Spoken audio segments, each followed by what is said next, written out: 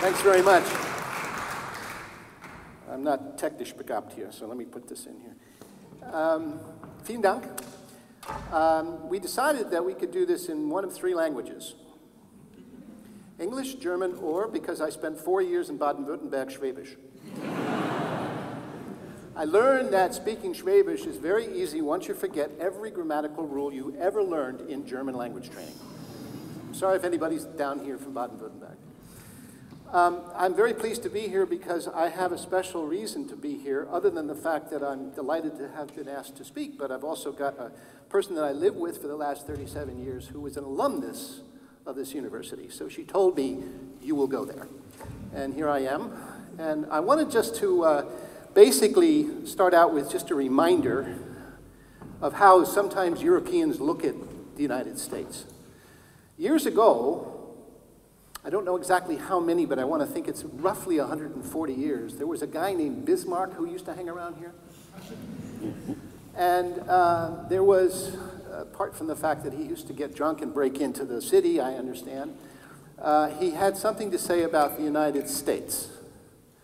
And it was this: the good Lord has special providence for fools, drunks, and the United States of America. Meaning that the US was often seen as somewhat unpredictable, unberechenbar. And to some extent, that's what you have right now. So what I'm going to try to do today is to explain a little bit about what I think is going on right now, as of yesterday, and to some extent with the campaign in mind. The second thing is, I suppose, not to read this again. And the second thing I want to talk about is what expectations might be directed at you from whoever wins the election in November of this year. And the third is to ask maybe that we should have a discussion about what expectations you have of another president following Obama, and if they're realistic, and if you've thought about them.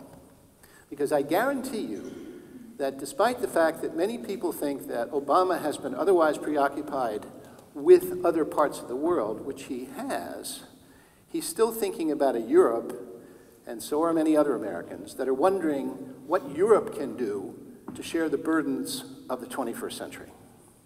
That will happen after November 8th, no matter who wins the election. But right now, what I want to start is showing you a couple of clips, which I think we can do, of 4 individuals who are currently, shall we say, interested in living in 1500 Pennsylvania Avenue. And I want you to listen to what they have to say about what I just said. So can we do that? I hope you can all hear this. The world depends upon a democratic Europe that upholds the principles of pluralism and diversity and freedom that are our common creed. As free peoples, we cannot allow the forces that I've described, fears about security or economic anxieties, to undermine our commitment to the universal values that are the source of our strength. Now it's our turn to stand with Europe. We cherish the same values and face the same adversaries, so we must share the same determination. This is especially true at a time Europe faces multiple overlapping crises, from President Putin's aggression in Ukraine to the influx of refugees to economic challenges to the rise of right-wing nationalist parties. We have made so much progress together toward the goal of a Europe that is free, whole, and at peace, and we can't risk letting it fall apart now. America's own rightful place in the world depends in large part upon how fully these and similar rights have been carried into practice for all our citizens. For unless there is security here at home, there cannot be lasting peace in the world. My foreign policy will always put the interests of the American people and American above all else. Has to be first. That will be the foundation of the single decision that I will make. Then we'll go to the other slideshow. So you just heard 4 different types of explanations as to what the President of the United States is going to do after November 8th. Did you notice any differences? So you had Obama, by the way, that was a speech made, do you know where it was made? Anybody recognize that? Not far from here, just up the road in Hanover. And that speech was interesting the way it was received, because there were a lot of people who said it's interesting that a guy from outside of Europe has to come in and say to you Europeans, hey guys, get your act together, you're better off than you think you are. But it was clearly a message saying, we need to be in touch with you all about what it is that are our burdens. Now the same thing came in Hillary's statement. We don't need to have built up a relationship with Europe over the last 70 years, which we then let unravel because of the fact that we can't agree on certain problems or certain prescriptions on how to deal with them. That's somewhat similar to Obama. And then you heard a guy named Bernie Sanders, who basically says, we cannot have security in the world unless we have security at home. Meaning that maybe the US has to redecide what it can do on the world stage, and maybe it's going to have to prioritize its problems at home more so than it's done in the past. And then you heard a 4th guy who basically says, every decision I make will be about national interests. Has to be first. Has to be first. He's used to saying that about himself, you understand, but has to be first. And I think that what you see there, on the one hand, is a debate that's as old as the country. How many places do we have to go to be world policemen? How many places do we have to go out and involve ourselves in things that are going wrong around the globe, versus how many places should we not go and not get involved and stay home and work about our own problems and see what we can do to make sure that we solve our own problems at home before we go out and solve everybody else's. I guarantee you, if you look into the history of US diplomacy, you will see that debate right from the start in 1789. And so this debate, and these debates going on in Washington for the race to the White House are not new, but they are being polarized by the discussions that are basically being channeled by the individual candidates.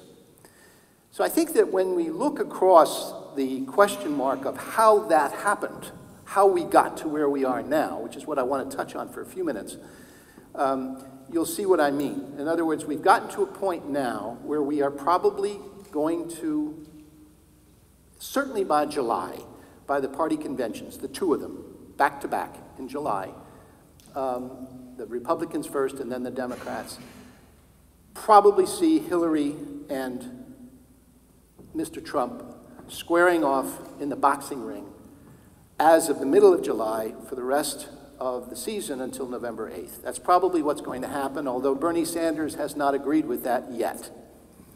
But I think that more than likely, that's the way it'll happen. So then the question is, what will be the discourse?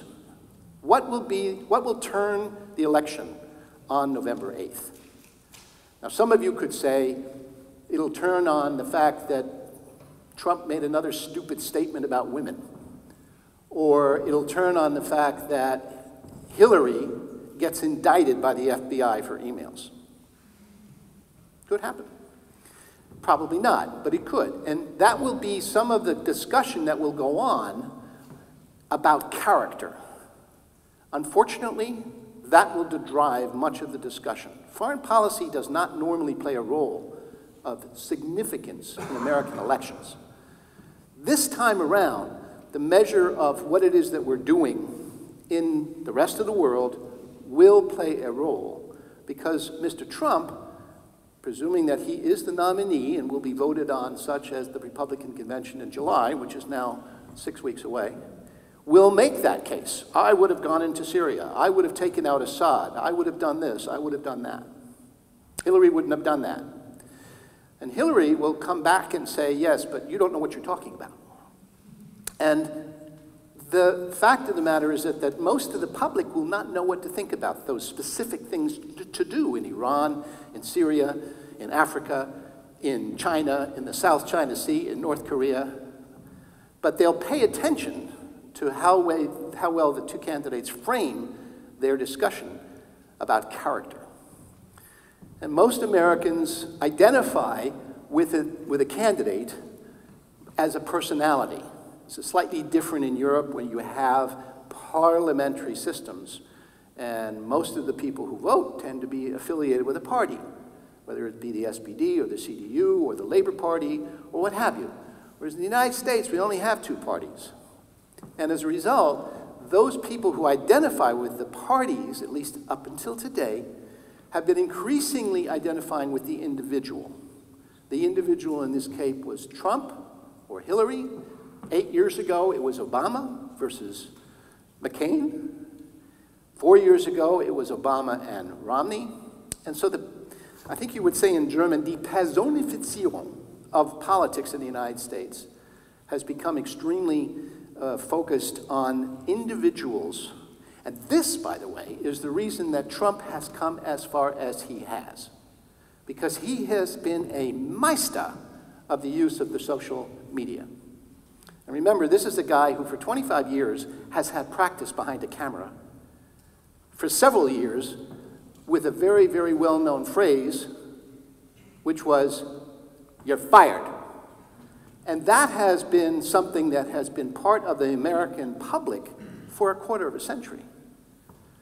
Hillary has also been a part of the tapestry of American politics for 25 years, beginning with her husband in the White House, and certainly even before that, when he was governor of Arkansas.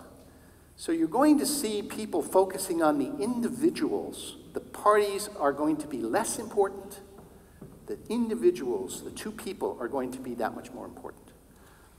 How this plays out over the next 4 to 5 months is hard to say. My inclination is to say every time Trump opens his mouth, it becomes a problem for him in one way or the other. But it's not going to be only dependent upon Trump. It's also going to be dependent upon people in the United States, and there are millions of them that do not feel they are represented by the party system, do not feel that they're represented by candidates that have been in political systems for a long time, at least at the presidential level. You call it Politikverdrossenheit. Some people would say Politikerverdrossenheit. And I think both cases are playing a role in the US today. If you ask me now, on June 8th, whether or not 5 months from today, the American public will elect the first woman as a president of the United States, I'm inclined to say probably. But supposing that we had another 9/11, supposing that we had another San Bernardino, supposing that we had a crisis of that magnitude, it would throw a lot of things open. We hope that doesn't happen. But right now, it's too early to say. Based on yesterday's results in California, it's probable that she will then go into the party convention in July, nominate a vice president who I think is likely to be Hispanic, but it's hard to know that until she gets there. I think that the circumstances are such that she would not take Senator Elizabeth Warren. Some people might think that's a good idea, but you can't do that if the Senate is just in the process of perhaps changing majorities. That could happen. She can't take Senator Warren out of the Senate, so she's going to have to take somebody else. We don't know who that's going to be. I think the likelihood is an Hispanic partner. Who Trump will pick? Sarah Palin? I mean, we've had her before. I don't think that'll work too well. But it's going to be a very interesting question as to how many people will stay true to Mr. Trump between now and November 8th, regardless of what he says. So let me switch over, how do I do that, to this thing with C? Do I push C, or? You better do it for me, otherwise I'll wind up destroying the whole thing. Yeah. Okay. So I want to start out by just bringing you back and just talking quickly about how we got here to where we are. I love the poorly educated Donald Trump. This was after his one of his primary wins. Hillary's trying to become relevant to the millennials here. You know, I love snapshots. You probably know what it is. Senator Bernie Sanders, 74 years old, I have an ample supply of underwear. Don't ask me where that came from. And Senator Lindsey Graham, who actually ran for the presidency, saying that he was going to come around and support Senator Ted Cruz. That was, of course, when Senator Cruz was still running, saying, I got down to the bottom of my list, what can I say? So I'm going to skip over this. This is Mike Bloomberg, who was thinking about running, but he decided not to do it, which I think was the wise course of action. But it is a problem that he's talking about that you have here as well in terms of the extremism that is basically taking over parties on both ends of the spectrum, and he's lamenting that as well. So let's talk about one thing that's important, because this will also turn out the election results. How many people are actually going to vote is going to determine who wins this election. It's not only who will turn out, but how many. And you can see from this particular graph that there are a lot of people who want to vote this year, a lot of people. And that's unusual. We have 150 to 160 million Americans who can vote. Not everybody does. We have a turnout of about 52%, maybe 53, maybe 55 if it's high. So we have to know how many people are going to go to the polls and actually vote, and who they will be.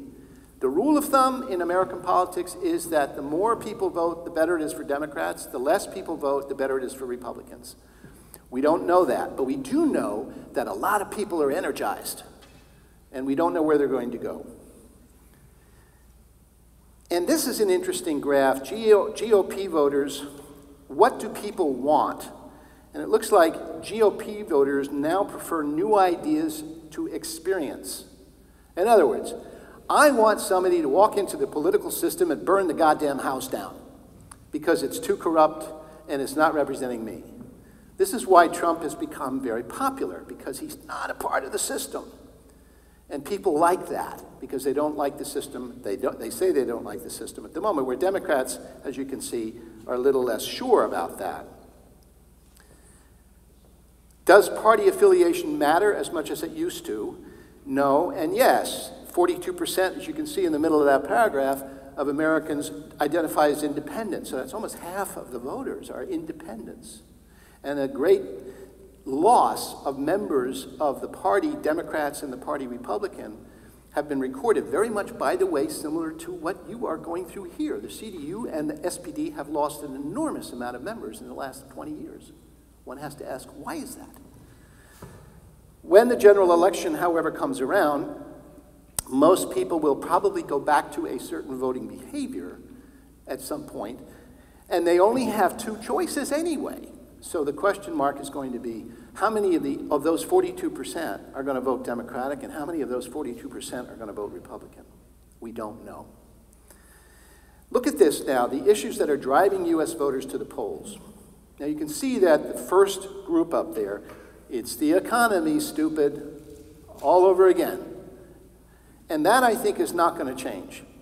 Most of the people who are concerned about their immediate lives are worried about their jobs, their kids, their house, their mortgage. This has been a tough 7, 8 years since 2009. And you can, by the way, see down below there what doesn't seem to make so much of a difference. Foreign trade, high cost of living. These are things that are less immediate, but the unemployment and, of course, even the deficit, people are worried about the future. That is what people are turning out. You notice foreign policy is not in this group, right? Non-economic issues go back to anger at Washington first and foremost. So dissatisfaction with the government, pretty high. Dissatisfaction with the government in terms of immigration, in terms of health care, in terms of race relations, in terms of terrorism. But basically, most people are pretty upset with Washington, D.C. Now, I have to tell you, I was born in Washington, D.C., so I take this very personally. But in fact, most people are using Washington to complain about what their own representatives are doing there. And that's why they get somebody like Trump who says, I'm going to burn the house down, and we're going to start again and make it better. So where's all this anger coming from? Anger at government in general. Yes, there's anger at Obama. You can see how those graphs look in terms of approval rates. That has changed a little bit in the last few months. Obama's ratings have now been above 55%, 52%. But still, behind all of this is anger with Washington as a phenomenon, not only with the White House or, for that matter, the Congress. But Obama years have been polarizing. And we've seen that. You can see that at the end, where there's a great deal of difference between Democrats and Republicans on so many issues. And that last thing says where that polarization is in the Obama administration. So it's become very difficult to say where the Republicans and the Democrats agree on many things. How unusual is this presidential election style? There are a lot of times when we go through, you can go back into history, where there are major splinter parties in presidential elections. We call them spoilers sometimes, where you have a third-party candidate. There is a Libertarian Party, by the way, but that's not going to probably make a big difference in November. But we have splinters in our party system that go back to the 19th century. This is nothing new, what's happening, just like the foreign policy debate is nothing new. And here you have a projection. If it's Hillary versus the Donald, as of now, it does not look like a very close race. This is according to Fox News, Clinton up by 11%, Bloomberg by 18%, CNN by 12%, and CBS by 10%. So that would seem to suggest that Clinton has a Vorsprung, as you would say, in this race. Hard to say whether that will hold. And the Clinton versus Trump spread is growing, not tightening. We will see what happens now now that the primaries are pretty much over. We'll see how that looks over the next 6 weeks till we get to the actual party convention. The markets, this is something that many people think is going to be one big factor in here. Where will the people that are in the economic business community put their vote? Will they put it with a Trump, who is basically one of them? He's a business guy. He's very, very supportive. He's very successful. Or will they go with Hillary? We don't know that yet. Notice up here that there are a number of seats in the Senate that are up for re-election, 24, whereas the Democrats only have 10. It wouldn't take much to switch the majority in the Senate, which is very important for whoever the next president is. And the House, Republicans will maintain their majority, I think, fairly clearly. That's about all I wanted to tell you, but let me just move over to foreign policy here. How Americans see their place in the world in 2016. This is a Pew poll. Majority of Americans, remember what I said before, majority of Americans reject world policeman role. The U.S. should deal with its own problems and let other countries deal with theirs as best they can.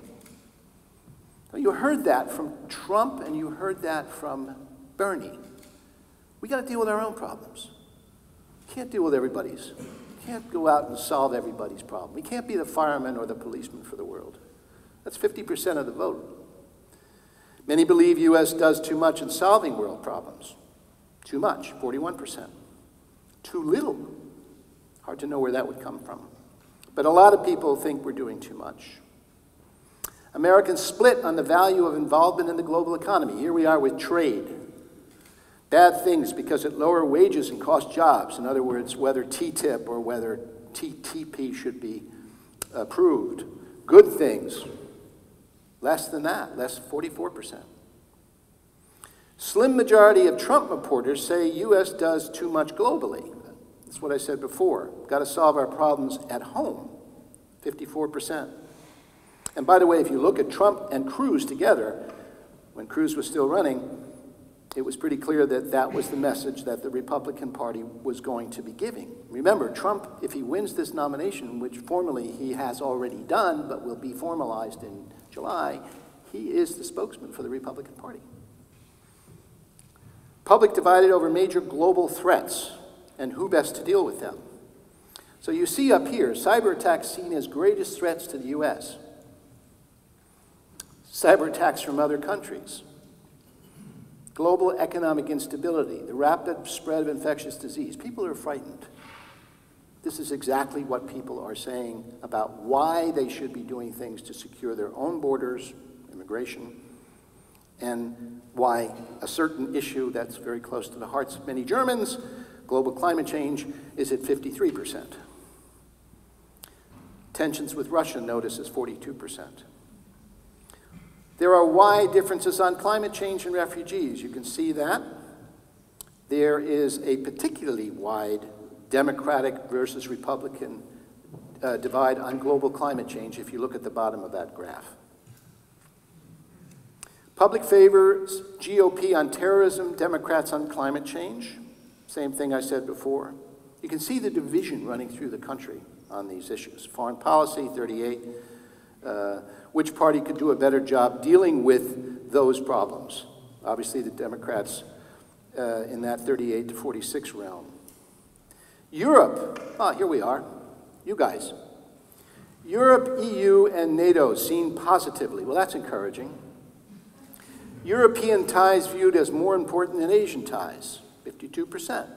Not bad. At least half the country believes that. Americans have consistently favorable views of EU. Think about what Obama said in Hanover. We're all hoping that the Europeans can continue to do what they've been doing. It's important. 53%. Only 20%, 27% saying it's an unfavorable. NATO, widely seen as good for the US, 77%. Well, that's something that Mr. Trump, in many cases, has said, I don't know if we need NATO anymore. So that's a public versus Trump statement. That's a public poll there, which is probably something that people think is a good idea at NATO. But fewer say U.S. benefits, and this is crucial. Fewer say U.S. benefits equally from the alliance. In other words, this is the old question about whether or not we are doing more than others for the alliance, whether the United States is carrying the role or the burdens more than other countries are. Economic engagement is in the eye of the beholder. Divisions over U.S. global economic engagement. Why should we be engaged in the rest of the world? Here you see a split between the Republicans and the Democrats on that. And you see Mr. Trump at 65% saying our engagement on the U.S. global economic front, dealing with China, dealing with Europe, dealing with Mexico, dealing with Brazil, is not in our interest. We've been getting screwed by the Chinese. So there's a difference there, but if you look down where Clinton and Sanders are, it's more or less similar. Relative to other issues, trade ranks near the bottom of Americans' concerns and always has, rated below. You know you have terrorism at the top, strengthening U.S. economy at the top, reducing the budget deficit at the top, and dealing with immigration. So I think that what you're seeing here is Americans wavering about what it is that their role should be in the U.S. and not quite frankly clear about what's in it for them. What is in it for the U.S.? What is in it for Americans?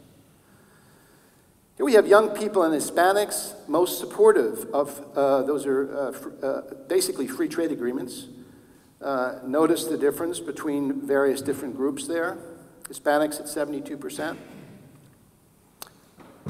Republicans, Democrats diverging on trade. This is why we're having trouble getting TTIP passed and TPP passed in the Congress. Another way of looking at the demography, older white men, most negative on free trade deals, afraid they're going to lose their jobs. I don't know what older means, but let's say people that are afraid they're going to lose their jobs and not be able to be retrained. And I could go on here about how people feel about trade in general. But I want to stop there because what I really want to do is get to the third part of what I was going to say, which is after seeing what we've got, how we've got this far to having Trump and Hillary square off for the next 5 months in what is going to be a painfully difficult Schlammschlacht. And I think it's going to be embarrassing on occasion for us in America to watch this happen. But we are going to have to bear with this because the primaries and the election campaign are being driven by forces that are going to push it in that direction. We can get into that when we talk a little bit with each other. Foreign policy is going to play a role, But you can see where the split in the country is on whether or not we should be engaged or not engaged, what's benefiting for us, what's not benefiting for us. Old, new questions. So, the third part, and I'm getting to the third part, is to talk about what it means for you. I think that basically what we have here is a situation where some Americans who pay attention to Europe are wondering how Europe is going to be faring over the next 3 to 4 or 5 years. Economically, certainly. The United States has pulled a little bit further ahead economically over Europe in the last 5, 6 years. Politically is a big question. I think that people don't really know how to evaluate whether Europe is beginning to be pulled apart in terms of domestic politics, in terms of battles across national borders in the EU. A poll came out this morning, German poll, that said that people are feeling less and less enthusiastic about Europe, about the EU. And I think that many people in the United States are worried about that, because if there are what we call centrifugal forces that pull Europe apart, how is it going to be capable of making decisions as a joint entity to deal with problems, whether it be the Crimea crisis, whether it be Ukraine, whether it be dealing with the next step that Vladimir Putin might make, whether it be dealing with the situation in the Middle East, whether it be dealing with the crisis that's all over the African territory, whether it be dealing with the world economy at large. How much can Europe speak with one voice? And that, I think, is one of the things that ought to be part of the discussion here. In the article that Torben mentioned, that's out, I guess, outside, that you can pick up if you'd like to afterwards, I say that I think a lot of people outside the United States are pretty well nervous about what the hell is going on in the US in terms of who's going to win the White House. And they should be, because there's a lot at stake. But I would like to ask you the question as well.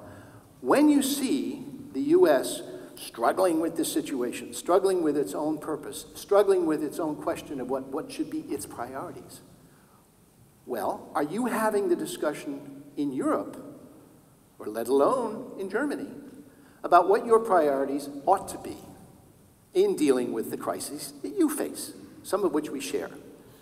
And I think that's one of the problems that a lot of Americans are struggling with. Where is Europe going to be able to engage as a unit, as the European Union, in areas which makes a difference? And how? And with what tools? And where will it be able to deal with, I mean, let's take the case of immigration. Everybody's a little concerned about this being a problem that has torn Europe apart. So where are you going to find the capacity to create a situation which, if the U.S. is not turning its back on Europe, if the United States is not pivoting to Asia, which was a terrible choice of words that Hillary used in 2012, because you cannot do that as a global power. You don't pivot from one part of the world to the other part. You just have to be involved in all parts. What is it that the European Union, and Germany as a leader within it, is going to be able to do to give a response, which is a European response, to the problems that are facing all of us, not just the United States? You can't just sit there and complain about the fact that we are screwing up with the way that we choose our presidents. We got a real problem, but you can't do a damn thing about it. But what you can do is you can think about what it is that the EU should be able to have in terms of the expectations it can meet itself, in terms of dealing with the problems that are out there, as well as trying to engage with the US after November 8th, about what they're willing to pool together in resources. And therefore, there is some concern that that discussion is not taking place in Europe enough. And why do I say that? Because there is domestic turmoil in every major country you can look at. Look at what's going to happen on the 23rd of June in the UK. Does anyone know whether Brexit will be accepted, whether it will be voted positively or negatively? We don't know. I don't know. Look at what's going on in France, where there is an election next year. And a certain young woman seems to be very powerful. Look at what's going on in Poland with a debate that's going on within its domestic political realm. And you can go on around the European continent. The Greek problem is not really solved. So I think that basically what you need to be able to maybe think about, and we can talk about that, is while you're waiting for us to figure out what we're going to do with our own leadership question on November 8th, it would be a good idea to prepare for whoever is going to sit in the White House to know what you want to do, to have a strategic debate on your own, and hopefully to have it across as many European borders as possible. There's some skepticism in Washington about that capacity right now, given what I said before, the centrifugal forces that are pulling on Europe's tapestry. So as we look at the problems that we have, which are domestic, some are very similar, I sat down and listened to, part of my job, I sat down and listened to the party convention of the AFD 4 weeks ago when I was watching it on Phoenix. And when I listened to the AFD party convention, I heard the same voices, the same problems, the same expressions of emotion that I hear when I listen to Trump rallies. And I'm sure I would hear them if Marie Le Pen was speaking. And I'm sure I would hear them elsewhere in Europe. We have the same problems of Western democracies trying to figure out what they need to do to respond to complexity. And we haven't figured out all the solutions yet. And sometimes our politicians don't have the courage to say, we don't know, but we have to work on them. So this is an opportunity that can lead us in a direction of saying, how do we recalibrate our burden sharing, our power sharing, and our analysis of what's out there? I think there's a possibility here, but we're going to have to figure that out while we have these other political things happening among us. You have an election next year in September. Is Merkel going to get a 4th term? What happens if she doesn't? Right now, I can tell you that most people in the Congress in Washington, D.C., when they look across the Atlantic, they see a chairman of the board, informally, and her phone number is 30-4000, and you ask for Merkel's office. And so I think that basically if she is not going to be in command of of Germany next year as chancellor, what happens? If Brexit makes it through and the UK decides to leave the EU, that means Cameron's gone. If Le Pen wins in Paris, what then? And keep going. So I think that at the same time, there's an opportunity here for us to redesign what it is that we need to do together and figure out how to engage with each other on solving problems together, which is going to happen no matter who wins on either side of the Atlantic. We got common problems, we have possibilities of common solutions, we just have to talk to each other about it. I think there will be that possibility, but it's going to be a very complex, loud, noisy road, certainly in Washington over the next 5 months, but I guarantee you it will be a very loud, noisy, and complex road here in Europe over the next 18 months. So we all ought to strap in ourselves in seatbelts and see what happens. With that, let me stop here and hope that we can engage a discussion about all of this, and thank you for your patience.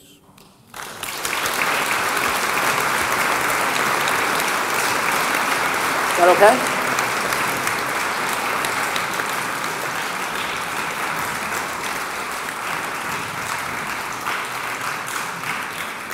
Thank you very much. That was very insightful, the way you combined domestic policies with foreign policy, that is connected. And I think we have the first speaker here in our series now who's actually asking for input in a way and trying to engage us in some sort of dialogue and trying to find out what Europeans expect from the US, but basically what Europeans can expect from themselves, I think, in a way. That might be the paradox here. Okay, but you might also just ask ordinary questions. And ordinary questions entweder auf Deutsch oder Yes. auf English. So I'm only the bodyguard here. I don't have to translate, as you've already realized, I think. We have someone with a microphone here, I believe, do we? Yes.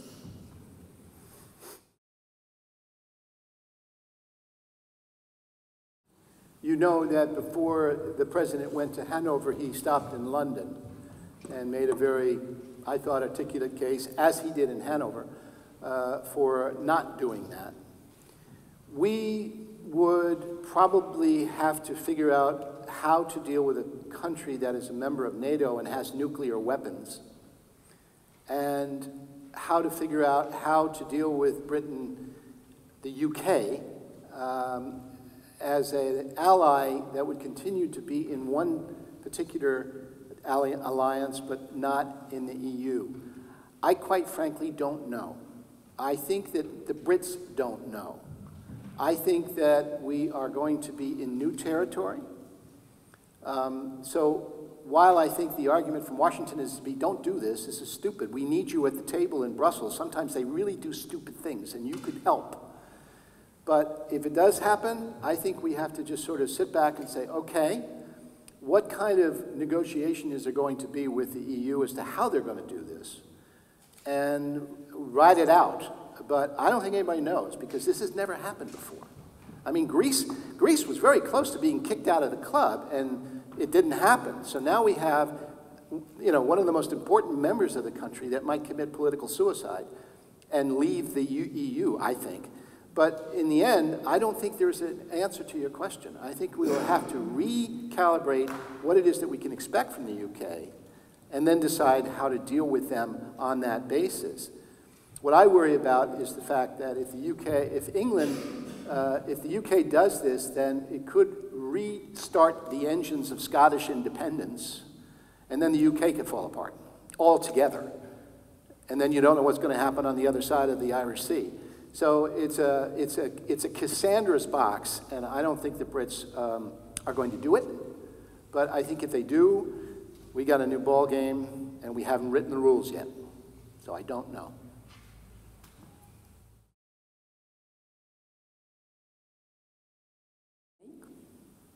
You know as well as I do that there's a different psychology here working. Hillary was the one that went to Lavrov at the beginning of her Secretary of State term and tried to do a reset button and got slapped in the face. I think that if Hillary wins this election, that she will be tougher on Moscow. I think that basically when you talk about the possibility of Trump having that kind of power, one of the things that I always turn, in other words, if he did get elected, what would the relationship be with Russia? I don't think Americans care too much about that. Remember, how much of your, you may know this, what's the GDP with Russia in the German economy? 1.2%. It's a large percentage though, right? No? But it's larger than ours. All right, so we have a very small dependency on economic relationships with Russia. And so although we don't think very much of Mr. Putin, I think that people say, yeah, he's a real bad guy, but we don't necessarily want to necessarily get into a match, a boxing match with him over Ukraine, because a lot of Americans don't even know where Ukraine is. And so I think that there is less of an inclination on the part of the American public, to say, let's go pick a fight with Putin now. Now, if he did something stupid, like in the northern Baltic area, right now we got maneuvers up there. If he did something really stupid on that front, I think that would rattle Americans more so. But Crimea and Ukraine was something that was unexpected, and then came, you know, the shooting down of the passenger airline and so forth. People are angry, but there's not an immediacy to that relationship as there is, for example, with other countries like Mexico or China. There's much more organic connection. And I think that's why, were Hillary to get elected, I think she would be tougher on Russia, but I'm not entirely sure how much tougher. Whereas Trump is completely unpredictable. And I think that it's great that Putin thinks that, you know, Mr. Trump is such a great guy. That'll help Hillary. And by the way, the North Korean leader thinks Trump is terrific too. That should help. So I think that it's hard to say. I don't know.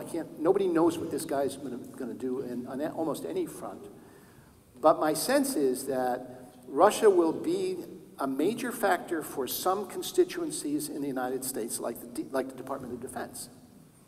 It would be a combination of some strategic concerns. We have you probably already know, there's a NATO summit coming up in July. There'll be a lot of Sturm und Drang about what we can do to deal with Russia on that front, but I don't think it's going to move the public, certainly not between now and November 8th. What happens after that, we will see. But it's not the immediacy, I think, of the public at large.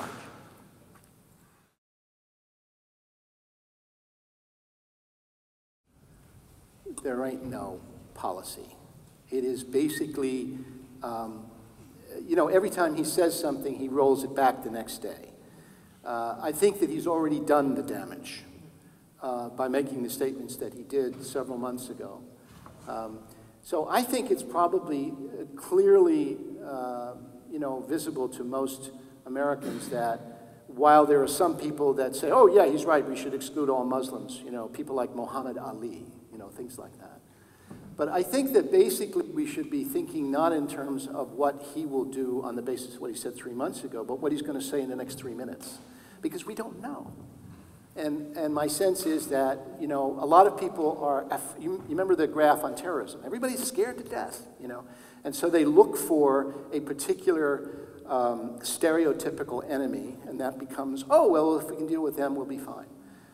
So, you know, I think the answer straightforward is that there is no policy. It's an emotional response. Let me give you another case in point. I don't want to talk about Trump because I do want to ask them to tell me what the Europeans should be expecting from the US. Well, let me give you, I mean, the thought is that every time Trump says, we're going to make America great again, what he's saying really is, I'm great, you're great, you can be like me. And I think that's what is appealing to people who feel left behind.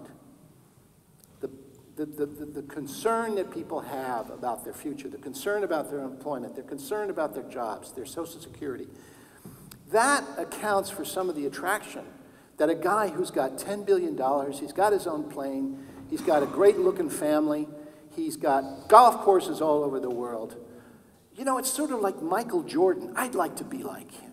I'd like to be like him if it was possible. So Trump talks to that sense of anxiety, and he says, you can be like me, I'll make you great again. And that, I think, is the attraction that some people feel about why they should vote for him.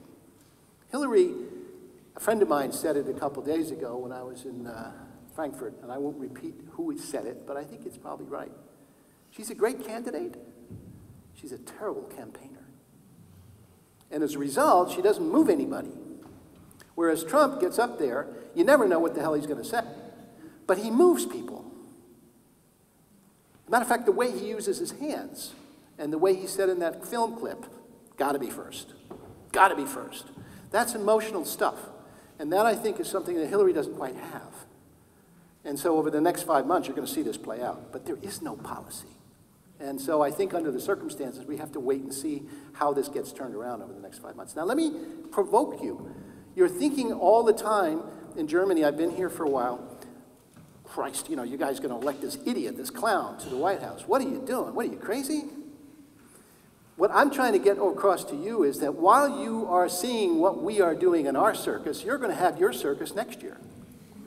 And I think it would behoove all of you to be engaged in a conversation about what you're going to do with a U.S. that is now in transition. It's rethinking its priorities. It's rethinking what it should do on the world stage. It's rethinking how it can best serve the public interest at home and the global interest abroad. You should be engaged with that and say what you don't like and say what you do like. Say where you can join in dealing with problems, but also say where you won't. And I don't see that happening in Europe. I don't see the strategic debate. I don't see the questions thrown up against your own politicians. Where are we in 2016? How is that going to happen? Who's going to lead that debate? It's not happening at the political level so much in Berlin. So I would ask you to think about that as a way of trying to prepare for whatever happens after November 8th, because God knows you're going to need to have something to talk about. And I don't know if anybody wants to address that. Well, it's just so much more convenient to look at you, so we don't have to think about ourselves and project everything that's going wrong here into your country. But I think you really ask for input, right? So yeah, maybe you want to formulate your question again. So what do you want to know from the audience? What would your expectations be of the United States under a new president, no matter who it is? What would you like the United States to do with a new president after November? What do you expect? What would be a good thing for the President of the United States to do as far as your interests and your concerns go? There must be an answer to that. All right. I'd say don't invade us, depending on who we won't invade you. We promise not to do that.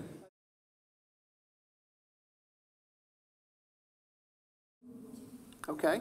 All right. Well, that's an argument. That's a discussion that's going on. Anybody else have any thoughts about what would be a good idea for the U.S. to think about? What should an American president have on his or her agenda on November 9th, as far as Germany is concerned? What should I take back to Washington when I fly back on Friday and say, hey, these guys told me what you're supposed to do? Anybody? Looks like they need some time, so maybe you should start with TTIP and then we... Well, I think on TTIP, I think on TTIP, it's very clear that, there are differences in terms of how you perceive what it's, cui bono questions. Who is being served by this? I think that the German government and I think the U.S. government did a terrible job of presenting this to the public. And they have all these excuses for that. Oh, we didn't get started with the coalition in time, and all these other rabble crowds were out there beating us to the punch. Baloney. They should have been out there if they were really involved and committed. But I think that what will happen in this particular case, and there's another one, by the way, which would be cybersecurity, where you can talk a little bit about what it is that you don't like and what it is that you do like, and see if you can reach an agreement and get together. It shouldn't be done over the heads of the citizens. You can't do that. The difference is in the U.S. is that most Americans don't give a damn about TTIP. They do care a little bit more about TPP, about the relations in Asia, because that's where a lot of our economy is moving. You ask a normal congressman in Washington, D.C., the last time they go to their political district and have a speech, how many questions come up about TTIP? Very few. All right? It's because it's a very specific, in the weeds kind of thing, and I suspect that that's the reason you have an asymmetry of discussion. Germans are all concerned about chickens and other things, and the Americans are saying, what? What are you talking about? So I think that basically that's a problem, again, of politicians doing a particularly bad job of explaining what they want to get done. And sometimes we have that problems on both sides of the ocean simultaneously. And so I think it's an issue. It's a good example of where we should be talking. Some people would say, I'm being overly critical, but I'm not saying that we can't reach an agreement, but we should have done it in a better way than we did. Anybody else?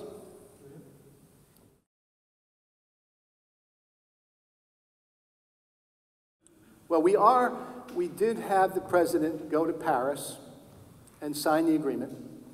It was the beginning of the beginning of the beginning of the beginning. Okay, it was great to have, how many nations were there? 190, I think, or a lot, I mean, most of the world.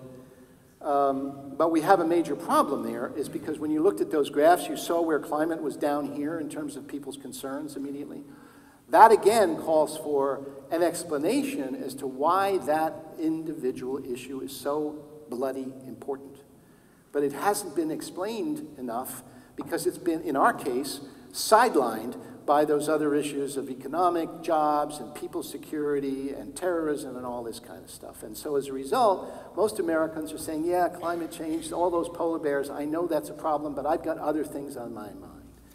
So that will be a major factor. If the election turns on, it won't turn on that issue, but if you have a President Trump, I think it would probably be less important to him, if I can put that mildly, as it might be to Hillary Clinton. That said, the lobby groups that are in the United States fighting over this issue, be it Exxon or be it pipeline supporters, are going to be equally vocal and equally involved in that issue. If I were sitting in your seat and I was trying to answer my own question, I would say, get involved in the discussion on this issue directly with people who are in the business of making impacts on climate change. There ought to be more cross-transatlantic fertilization of people talking to each other about how to get this problem solved. There is some, there's a lot, but there's not enough. And so on that issue, I think the election results on November 8th will make a massive difference on that issue, because the difference between the two candidates is large. And the difference between the supporters of the two sides is large. You saw that in the graph. So I'll take that, I wrote that down, I'll tell them back home. So I mentioned something called cybersecurity. Anybody heard of Edward Snowden? Any thoughts about that? About what the US should do about cyber security?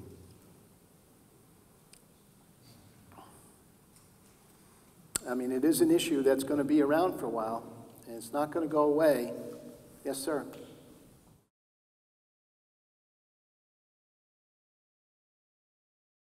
Thank you. It's a really good point. I mean, I think that to some extent the issue of inequality and uncertainty and the whole notion of the so-called left behind group is something we really do share. By the way, there's a terrific book out there, I don't know if you've heard about it, by George Packer called The Unwinding. I know it's in German, but it's You can buy it out there, by the way. The poor guy hasn't sold a lot of books so far, so it's a terrific, terrific book. I think that basically what Bernie Sanders has done is pushed Hillary to the left on that issue. We don't have the choices you do. Next year, you're going to have 7 political parties in the Bundestag. 7. Because the AfD will move in there. And they will have a platform to make their points. And then the question is, what do the other parties say? I was appalled the other day to find out that the SPD is now sitting at about 19 to 20%. I don't know where the left party is. But when I look at what happened in Austria, it's rather unsettling that people are beginning to feel less comfortable with the parties that have been in the middle and more comfortable with the people on either end of the spectrum. We don't have that luxury.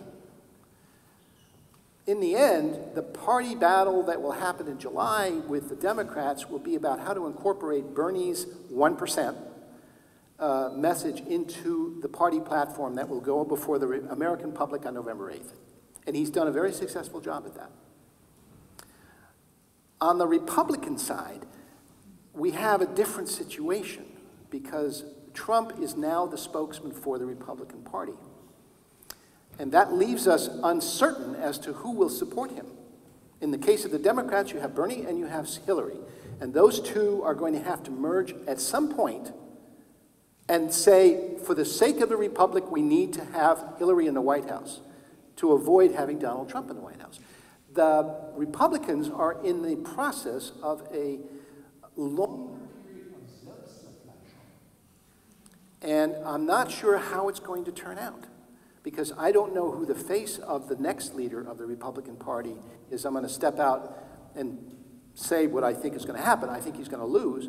And I think at that point, the party is going to be completely without leadership. And I don't know who the Moses is out there that's going to lead him out of the desert. I don't know.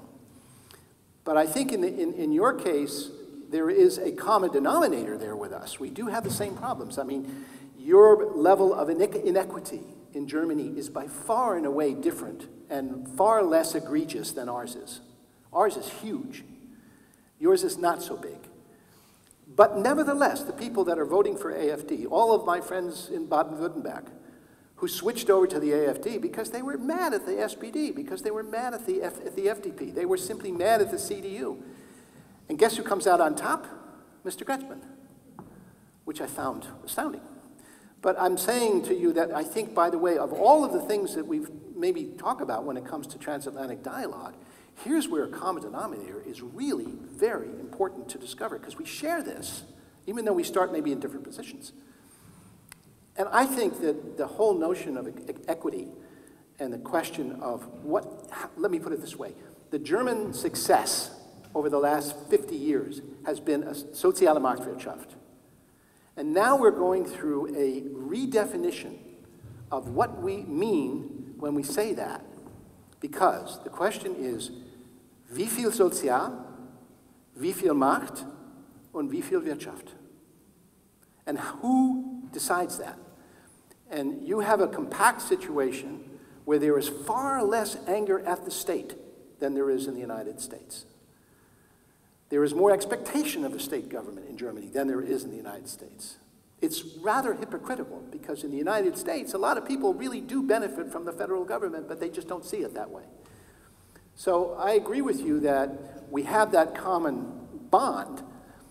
We may solve the problem very differently because we start in very different positions, but boy, we can sure talk about it.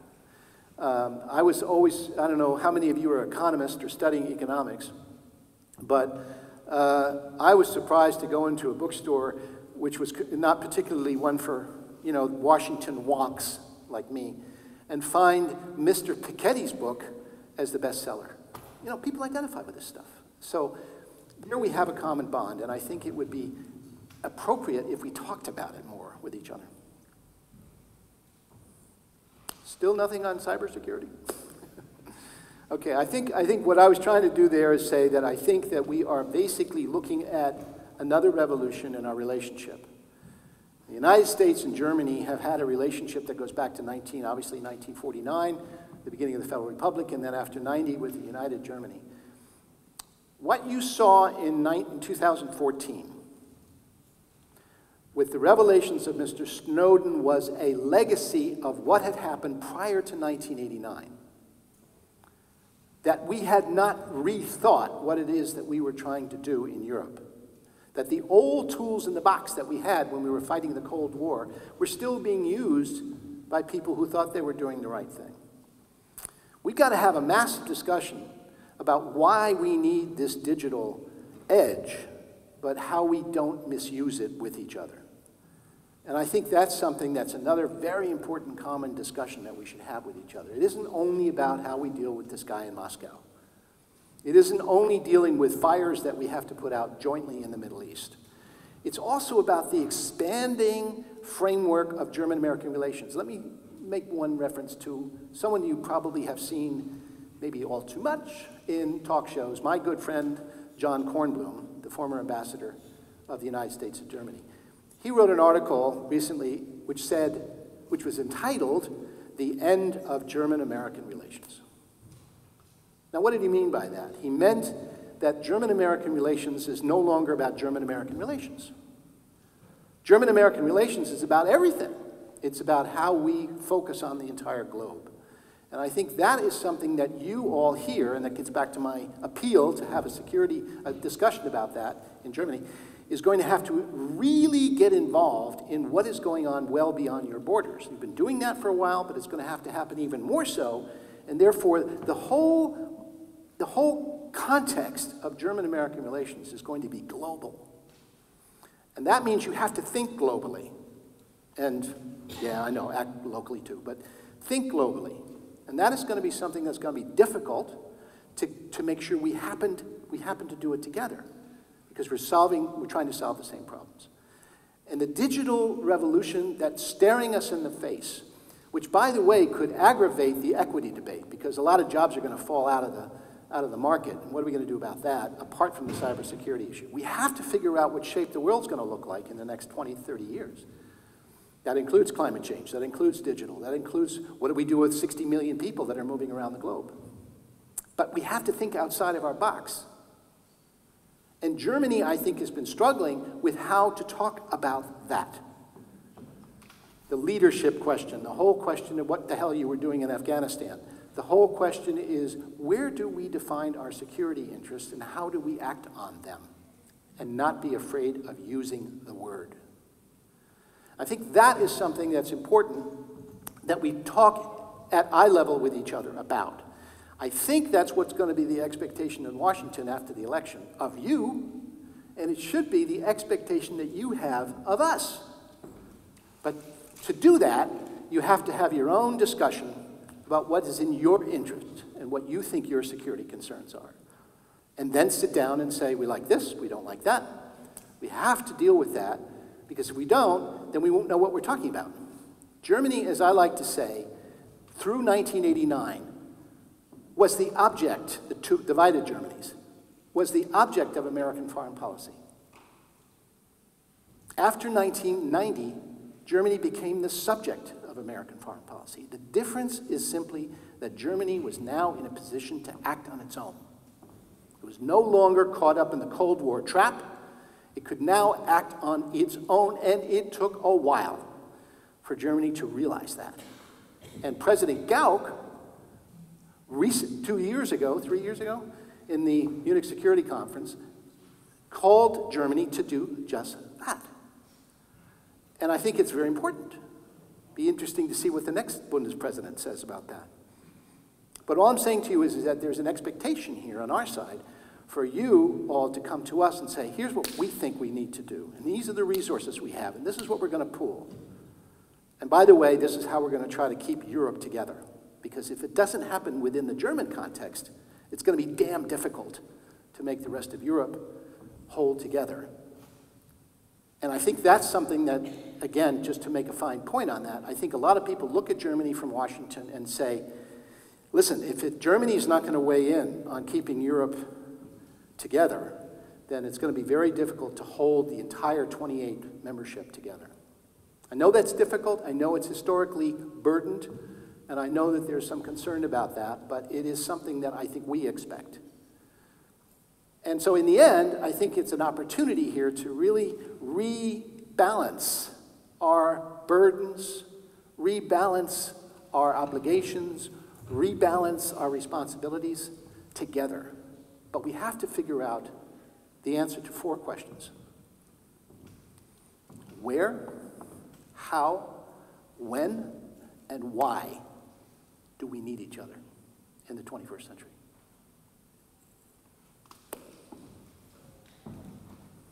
Actually, there was a great last line, I think, but we still would have time for one question, maybe.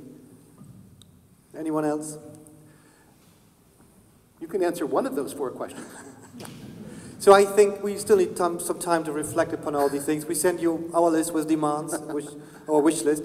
So thank you for coming. My pleasure. And educating us.